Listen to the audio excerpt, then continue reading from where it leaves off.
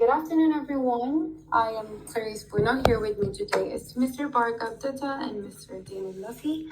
Join us as we present to you the creation of our security master plan for our company, Cyber Sentinel Incorporated. So the company is a mid-sized developer of software, hardware, and seismic data services for the oil and gas industry. We have specifically developed a security master plan in order to guide the company in safeguarding the critical information assets, as well as the business processes that has their corresponding internal and external security threats. In the line of threats, we have categorized the threats into four, namely with technical being the first one, and involving the software and next slide, software and systems. We have identified threats such as unpatched operating systems, data interception during testing, DDoS attacks, and even malwares across devices. For the physical infrastructure, there are also threats involving unmonitored access of the physical space, power outages, overheating, theft, and even rogue access points.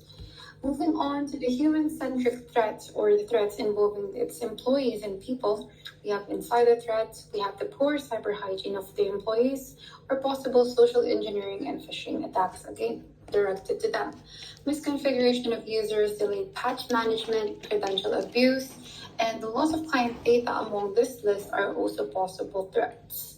Finally, there are processes and procedures that has their corresponding threats with unstandardized and onboarding, offboarding process being first, the lack of training, the lack of change control in the research and development department, the infrequent privilege audits, and finally, the week after hours controls involving visitors.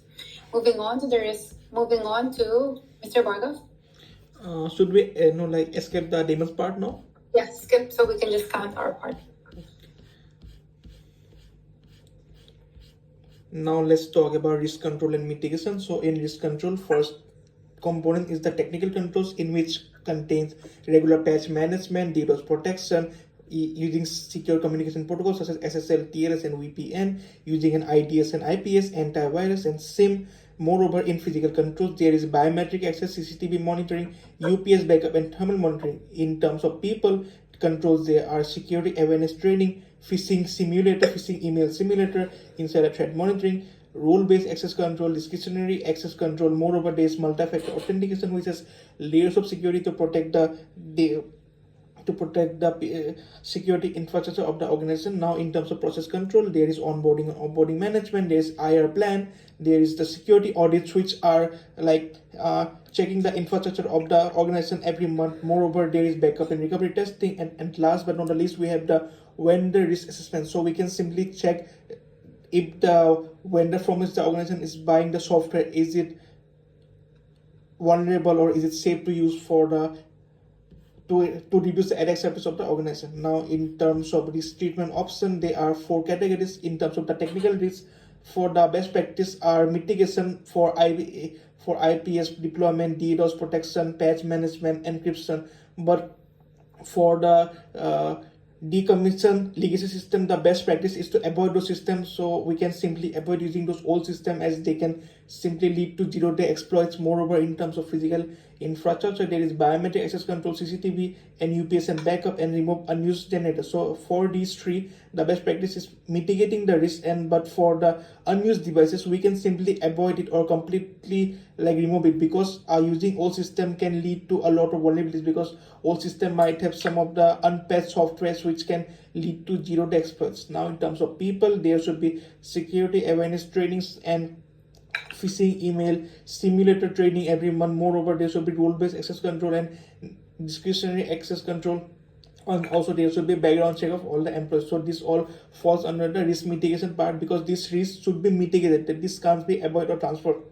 Now, in terms of the processes for the IR plan and vendor risk assessment, this needs to be fixed by mitigation, because their probability of happening should be reduced by at any cost. And in terms of minor risk, it can be accepted as well, because if we somehow manage to reduce the impact of the minor risk, then it's not gonna face any problem in the future. Now, in terms of contingency planning, so we have a case study which is phishing and privileged access breach. So basically the scenario is that a senior manager fell for a phishing email scam which was showing up as a correct email or I'm sorry.